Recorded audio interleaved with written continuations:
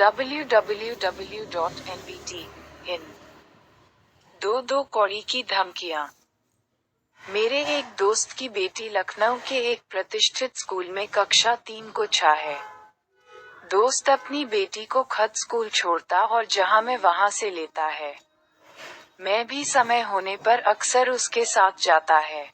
School में छुट्टी के समय दोस्त की बेटी के क्लास के बच्चे अक्सर क्लास की एक लड़की की शिकायत करते दिखते थे। वह बच्ची भी किसी न किसी बच्चे के पेरेंट्स से उनके बच्चे की शिकायत किया करती और यह कोई बड़ी बात नहीं थी। बच्चों में ये सब चलता रहता है। एक दिन मेरे दोस्त की बेटी रोते हुए आई और अपने पापा से लिपट गई। अगले दिन जब उसको बहलाकर पूछा गया तो उसने उसी बच्ची का नाम लेते हुए बताया कि वह उसकी शिकायत टीचर से करने की धमकी देती है। दोस्त ने पूछा, वह ऐसा क्यों कहती है? तुमने कुछ शैतानों की होगी। बच्ची ने बताया कि दोस्तों से झगड़ा हो रहा था। उसी दौरान एक दोस्त को मैंने 2 कौड़ी का बोल दिया था। थोड़ी देर में मैंने माफी भी मांग ली और हमारी दोस्ती भी हो गई। लेकिन तभी से वह कहती रहती है कि मैम से मेरी शिकायत करेगी। बेटी की बात सुनकर दोस्त बोला कि उसे मैम से शिकायत करने दो। इस पर बच्ची बोली कि मैम गुस्साएंगी। दोस्त ने पूरी बात मुझे बताई।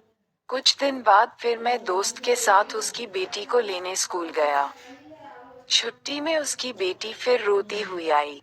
अभी हम लोग उसे समझा ही रहे थे कि पीछे से वह बच्ची भी आ गई। वह पास ही खड़े अपने पेरेंट्स के पास पहुंची। वह मेरे दोस्त की बेटी को देखकर मुस्कुरा। खुद अपनी आंख से रही थी। मुझसे रहा नहीं गया। मैं उनके पास पहुंचा और पूछ ही लिया कि बेटा क्या शिकायत करनी है? वह अपने पेरेंट्स के सामने ही बोली, अंकल, ये अपने दोस्त को 2 कौड़ी का बोली थी। मैंने पूछा, बेटा उसने आपसे शिकायत को कहा है क्या? वह बोली नहीं। इस पर मैंने कहा कि फिर आप इतने दिन बाद भी क्यों शिकायत की बात कहकर डरा रहे हो? बच्ची कुछ बोलने ही वाली थी कि उसके पेरेंट्स मेरे दोस्त की बेटी से बोल पड़े, बेटा पढ़ाई पर ध्यान दो। क्रांति मिश्रा। इस तरह रोने पर नहीं और कुछ नहीं कहा। एक दिन फिर मैं दोस्त के साथ स्कूल गया। छुट्टी हुई तो दोस्त की बेटी बड़ी तेजी से आई और बोली, पापा जल्दी चलो। इतनी देर में पीछे से वही शिकायत वाली बच्ची आई और बोली, अंकल, शी है अ बॉयफ्रेंड। आसपास खड़े सभी पेरेंट्स उसका मुंह देखने लगे। मैंने उससे पूछ लिया तो क्या हुआ, आपको कोई समस्या? वह बोली, नो।